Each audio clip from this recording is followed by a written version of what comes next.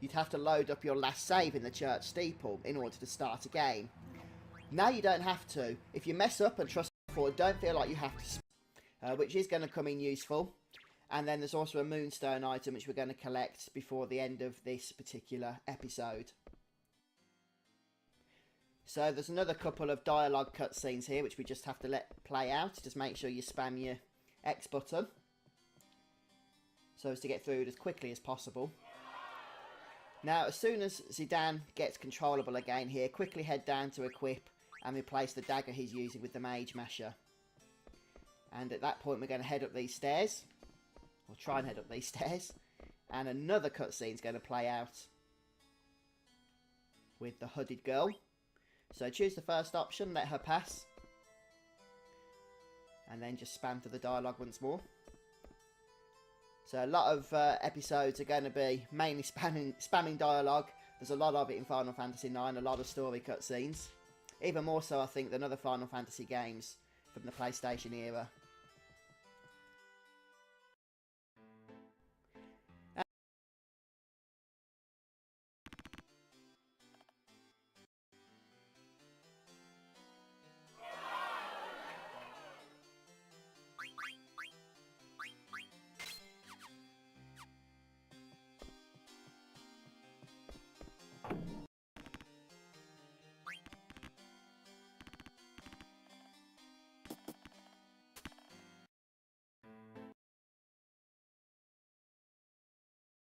And here we have our two friendly clowns. Or not so friendly as the case may be. And again, it's just a dialogue scene.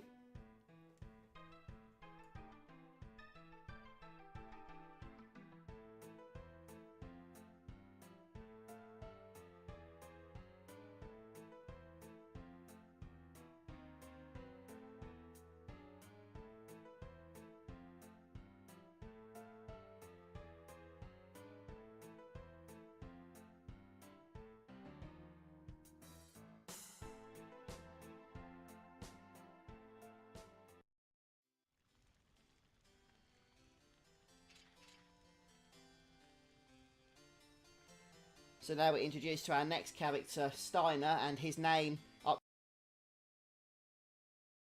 is going to pop up in a moment, so be ready to just R2 on that, followed by the X to confirm. Pretty much the same as we've done with Zidane and Vivi up to this point. But as of yet, there's still a little bit more conversation to get through, so just keep smashing that X button. To be honest, one of the hardest parts of this walkthrough is perfecting that noble sword fight. So if you can get that done, you've actually come over quite a big stumbling block already. But as I said, it is literally made so much easier thanks to that autosave feature. So we get a little bit more of a cutscene with Steiner here, but we are going to be taking control of him in a moment, so be ready to do so. Once you do take control of him, it will be downstairs. So get ready with the direction pad to move him back upstairs. Or with the D-pad's what I said, wasn't it? I generally use the D-pad over the analog stick. On this game anyway. Because it's just a lot easier to control the angles, in my opinion. But hey, that might not work for you. With Steiner, head back to Queen Bran. You'll get the Moonstone, which is the reward for getting a perfect on the sword fight. And then it's just a case of running back down the stairs and into the room where Zidane came from a moment ago. And we're going to speak to the Pluto Knights here. And that's it for this episode. Once they run off, we're going to save as quickly as we can.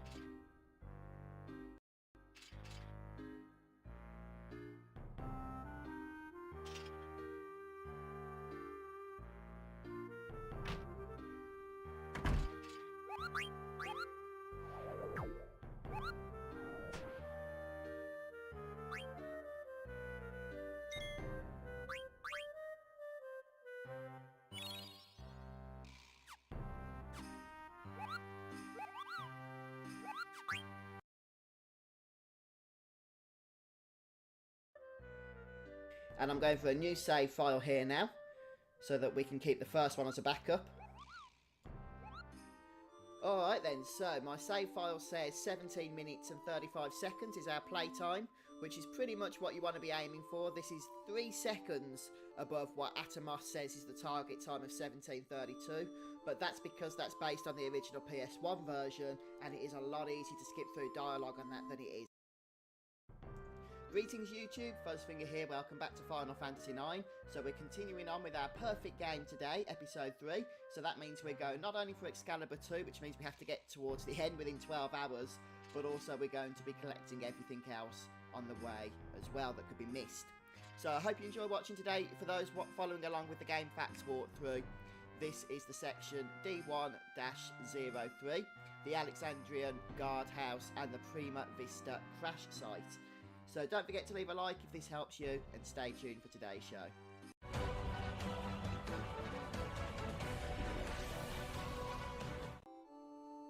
Right then, so I'm just going to reload my save game so we can get the timing perfected. And there's a few items to grab in this episode. So we're going to begin by controlling Steiner. Make sure you grab that Phoenix Pinion. And the first order of business is to speak to all the Pluto guards in order to get them to look for Princess Garnet. So that first one there is probably the trickiest, because if you run straight to him, he's going to start running in the opposite direction.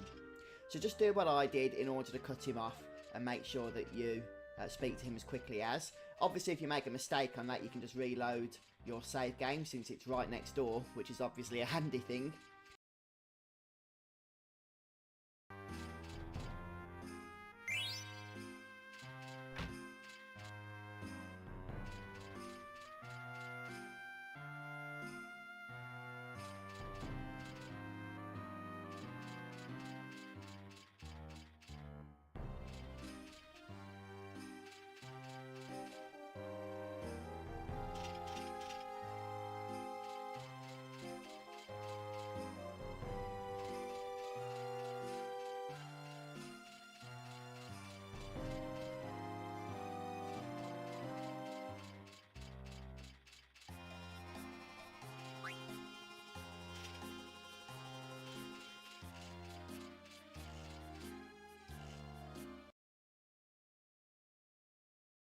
Then just follow the path I'm taking here to speak to all of these other Pluto guards.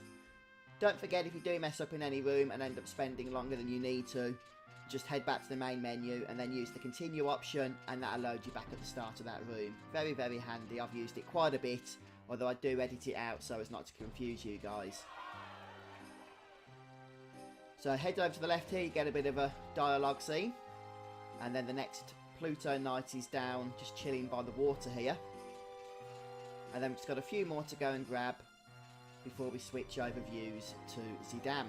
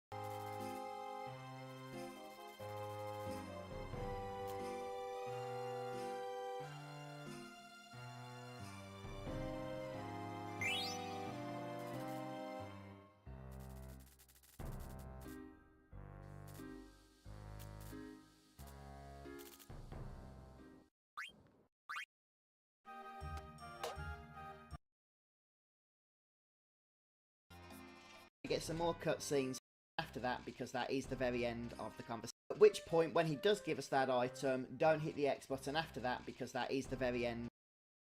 Check out my previous Final Fantasy IX walkthrough. I do all the optional content, apart from Excalibur 2, and we get to watch all the story and everything else. And that was once you've got control of Zidane, just run straight to Ruby, speak to her. Again, be careful not to start another dialogue once it's finished. And then head down the stairs here, at which point more dialogue and more cutscenes than before normal.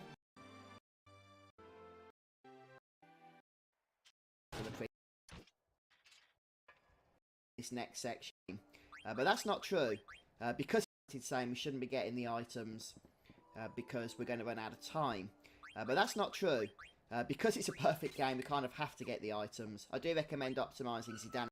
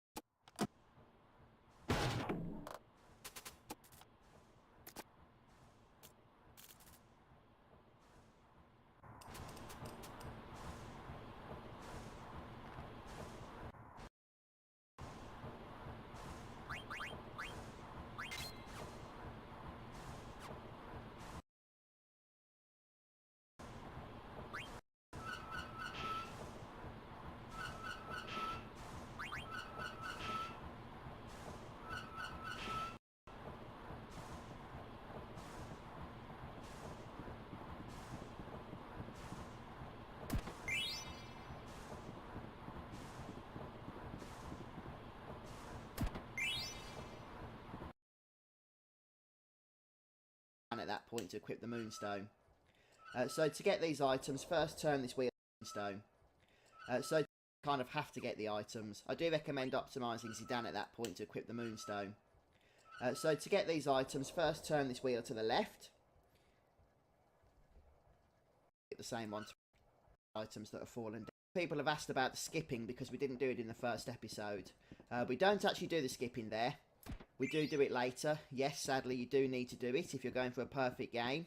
And there is a trophy tied to getting 1,000 jumps in a row. So how we're going to do with that yet, I really don't know. I hate that mini game with a passion. But I'll give it a good shot when we come to it. I know I didn't talk about it, don't I? Right, so at this point, we enter the first of 3 battles against Steiner. This is probably the most normal one. And we're just going to steal from him. He's got a couple of items we can grab. A silk shirt and a leather hat, I believe. And then we just need to hit him 3 times, I think, in order to kill him.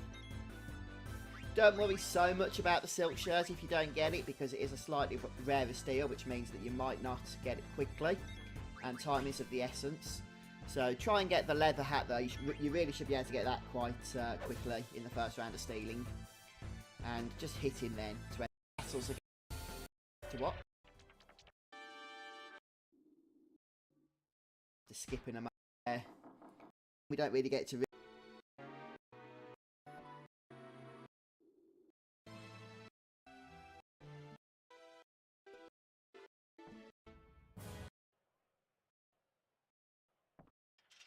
This one quickly. All you need to do is get every one of your party members except for Garnet to attack themselves. So Zidane and Marcus attack with physical attacks on themselves, and then Vivi casts fire on himself. Now it is important for each character to attack themselves rather than the other characters, because otherwise you'd have to wait for the next round in order to finish off the battle. So, and don't worry, these cutscenes 12, and that's the habit I've got into. It's really annoying. So this fight we're going to do the same thing. Now we will have to wait for the bomb to grow, but it actually is delayed even longer if you don't kill off your characters. Again, keep Garnet alive. The reason for that is that they each have their own dialogue, and if they're dead they don't do it. But we do need to keep one of them alive. Dead here. See them as a villain in the pan.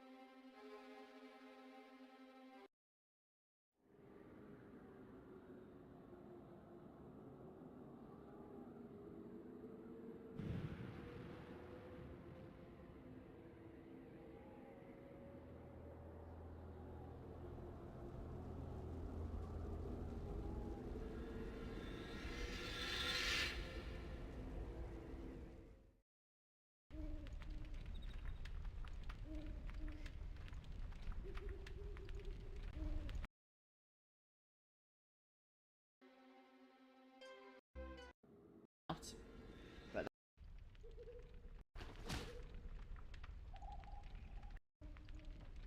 okay, so here comes Zidane. And the final thing we need to do in this episode before actually getting to save is watching the ATE, the active time event. So you get a very brief choose ATE, fruition, or the first boss, the plant boss, which is coming up in the next episode.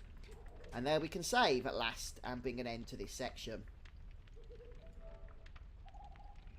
Right, so I'm just going to